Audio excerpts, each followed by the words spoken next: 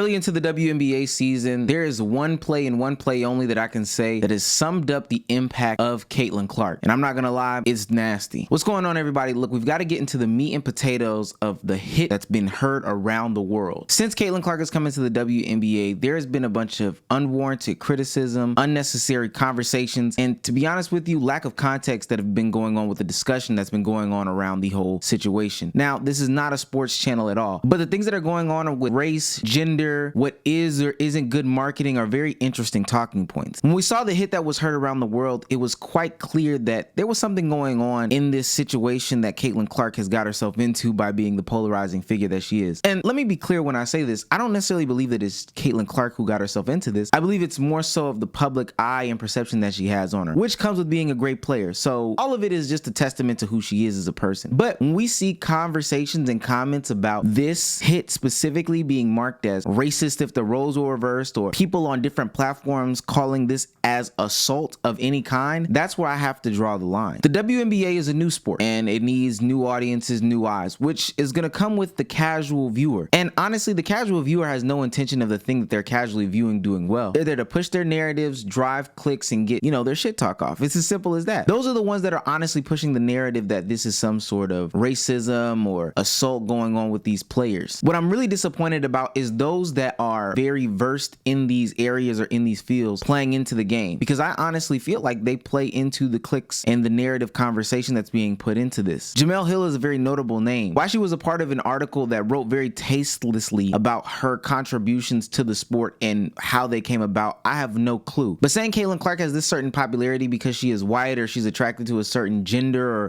any other thing besides she's good at basketball is not doing a justice to who she is as an athlete and to the sport. Now, I believe that there's a way to have a critical breakdown of what really goes on between those complex concepts when it comes to marketing certain things, for sure. But putting it out there as a one-off statement is very lazy, and we've seen people do it better. Bomani Jones and Elle Duncan do a great job when they talk about Caitlin Clark and the complexities when it comes to her and what's going on here. Especially when you bring up greats that end up embracing Caitlin Clark. It's actually kind of disgusting how you get race baity in these conversations. Then we get into these conversations about pitting genders against each other. People are claiming that women are supposed to be held to a higher standard, or we don't complain when men do it, or etc, etc. This tweet about the hit on Caitlin Clark by Kennedy Chandler is kind of weird, saying that the same thing happens with women in the workplace every day. They rather bully the only recognizable name in the league than have a salary that puts them above the poverty line. No normal human is turning on TV to watch unathletic, ugly lesbians play basketball. And then even touching back on the Angel Reese, Alyssa Thomas incident where she had gotten choke slammed down to the ground, there was another tweet that said, unpopular opinion, Alyssa Thomas throwing Angel Reese down on the court is exactly how older black women treat younger black women in many industries, both professional and personal. It's not tough love, it's envy. Both are equally disgusting statements from equally disgusting moments in the game, because honestly, I don't think the moments should be in the game per se, but they were all within the confines of basketball. We can get into what is sport and what's not sport, but taking it out of sport to then go on and say that Alyssa Thomas is enacting DV into her home and having her partner have to come out and talk about it just shows that these people have no intentions of furthering the sport or having a legitimate conversation, but more so about them getting their nasty takes off about the ideas and the biases that they already had. I do believe that there is some jealousy or some sort of quote unquote hatred. I hate that word so much. My mom told me never to use that word in the WNBA, or some sort of hazing that's going on with the rookies. It happens every single year though. It's not anything spectacular. But when I do see Kennedy Chandler post game conference say, I'm not answering no questions on Caitlin Clark, but then go on her Instagram and her other platforms to say things like, what does she bring to the game besides shooting threes? One, that's just a disingenuous sports take. If you feel a certain way, say it at the presser when they ask you, because to say that you don't have anything to say but then to go on this whole tirade about it means that you clearly had something to say. You were going to give it to them regardless. I guess you just didn't want it to be on that platform, but you were going to say it regardless. And I don't think that it's necessarily a bad thing that there's jealousy going on with some of these players, with some of the things that they're getting, the acknowledgement, the overshadowing of some of the other players. It's happened time and time again in many a different industry. Jealousy is actually a good thing. Jealousy breeds competition. We're getting the best play out of the best players because they have now a reason or a drive or a motivation to give you the best that they have to offer. We've heard Michael Jordan talk a lot about how other players gave him motivation and drive to be the best that he can be. And it could be for something as simple as somebody saying that he was better on some one light town newspaper. So I don't think that it's not an extreme to say that there is some sort of jealousy that is going on, but it's okay that there is jealousy. But what we don't need is these players being protected from all of this stuff. This is literally sport, and sports needs competition. Sports needs an angle. Sports needs hate. Sports needs all those things when it comes within the confines of the competitive playfield. When it's getting taken out of that competitive playfield and it's been done in these different people's perspectives and POVs that are lending an ear, that's when it becomes disgusting. Why are we seeing tweets that are talking about these cheap shots on Caitlin Clark are an embarrassment for the WNBA? The players should be suspended. Clark is the only reason I'm even watching right now. This is something that has nothing to do with it. You wanted to get your little sentiment off. I'm okay with her coach stepping out and saying that she needs some sort of protection, or saying that she needs to be officiated, or some of these plays need to be looked differently, because again, these are within the confines of the playfield. When the GM talks about how there's unfair treatment going on, that again is within the confines of the playfield. But when Austin Rivers wants to get his takeoff, or any other former athlete wants to get their takeoff about it, that's where I draw the line. Women's basketball as a whole did not garner a lot of attention and the proper respect, which is a damn shame, because you girls have been great, and now this woman comes along and brings the world in and is now giving y'all that proper attention, and you guys are getting these brand deals and getting this money, and instead of being an appreciative, you guys are like coming at her with these like hate ass comments. You know, it's not just because of her, blah blah blah blah blah. Let's stop it. It's not a coincidence you guys are just now chartering flights her rookie year. It's not a coincidence that now that she's in the WNBA, everyone's paying attention to the WNBA. I think there's a healthier way of having a conversation about what goes on and off the court when it comes to marketability, favoritism, and overall the conversation surrounding women's basketball. What turned from fights for fandom and whose player is better than whose player have turned into entire racial arguments that literally have nothing to do with the player, but are ultimately being attached to and targeted towards the player. I'm starting to see people say that they have this disdain or hatred towards Caitlin Clark, although she's literally done nothing. And in the conversation of doing nothing, I've been seeing these growing sentiments or echoes of people saying that Caitlin Clark should do a better job of standing up for her teammates who are facing, you know, some sort of backlash or criticism for their play style or whatever to a subsection of fans on the internet. These players don't owe you a damn thing. Angel Reese doesn't owe the community the ability to stand up and defend people. Caitlin Clark doesn't owe you defending her teammates or whatever the case may be. These people don't even necessarily see the stuff that you guys are talking about. You just want to be heard. If they do it, then they do it because it's something that's in their heart and they feel it. But because Indiana Fever fan 99 says that Angel Reese needs to hold X, Y, and Z accountable, or Dream fan 66 says that Caitlin Clark needs to defend Aaliyah Boston or whatever the case may be, that does not mean that they have to do it. Why we are painting these pictures of people being racist because they hip check a player who is white, I have no clue. Why we are giving the narrative that Caitlin Clark is a racist for not defending her black teammates while they're getting harassed by internet trolls, I have no clue. The only criticism that I will give in the conversation, or legs that I will give in the conversation of Caitlin Clark and quote unquote racism, is her holding her boyfriend and her brother accountable for the things that they are liking. Now, I found it very hard to find things that I would personally consider, hey, this is a racist action right here, but that's been a growing sentiment. And while I will say her brother and her boyfriend's likes do look nasty, these are people who are defending their sister, their, you know, girlfriend, or whatever the case may be. When Flage's brother stepped over the scorer's table to defend her from a situation that was going on in a game, there was a lot of condemning, but there was definitely a lot of applause there as well. So where are we keeping the consistency? And I'm not saying everybody's doing it, but this is nasty work, the way that we are talking about the game, when we should just be talking about the game. We've come to a society where the publications or the people can't even do their jobs that they're supposed to do, which is talk about the game, push the culture forward, and talk about the past. But no, they're getting caught up in these race-based conversations, talking about assaults, talking about the drama surrounding things. And I get it, this is what's gonna bring eyes and names to the game and all these things like that, because people want to get hooked to it. But what does that do for the sport? It's not in the hands of the players to talk about the past and educate the people and give credit to where credit is due, etc., etc. That's the reason why we have these journalistic outlets, to let us know about who came before and why we are celebrating a Caitlin Clark today, so we can also celebrate a Juju in the future, and then also the fifth grader that's coming down the pipeline. But if we're going to continue to use the WNBA and these other platforms in order to coddle somebody over here, disparage somebody over there, talk about the gender, talk about the sexuality, talk about everything everything besides the sport of basketball, and I think it's disgusting. Ultimately, these are the things that have people running away from other sports and things like that, is politicizing it. And again, I think that there's a place for politics to be in it, but everybody being political, talking about this person got assaulted when also they're dishing it out, it just doesn't line up to me. Ultimately, Caitlin Clark is here to stay. Now, with that being said, the stuff that happened before her is the reason why she's even here today. And we can acknowledge that. She can acknowledge that. Other players can acknowledge that. That's perfectly fine. What you're mad at is the other people in the conversation who are mucking it up. And that's cool, but why are we taking it out on specific players is what I'll never understand. And trust me, it does not stop there. This goes for all the rookie class. None of them should be facing any sort of backlash or harsh criticisms or any sort of sentiments just because they are white, black, straight, gay, because they're ugly, because they're beautiful. And we definitely don't need to be hyperbolic and say that some of these people benefit from pretty privilege. That's just totally stupid. Hopefully soon I can find a community that focuses solely on WNBA basketball and not any other narrative BS that they want to get off because they want to attack certain people when they don't even watch basketball. But let me know what you guys think. Does Caitlin Clark owe the WNBA or the other women some sort of, communal grace? Does she need to bow at their feet, etc., etc.? Do the other women need to bow at their feet? I don't think anybody needs to bow at anybody's feet. I think everybody needs to stand up straight and stop coddling whoever their favorite is, unless it's Ryan Howard.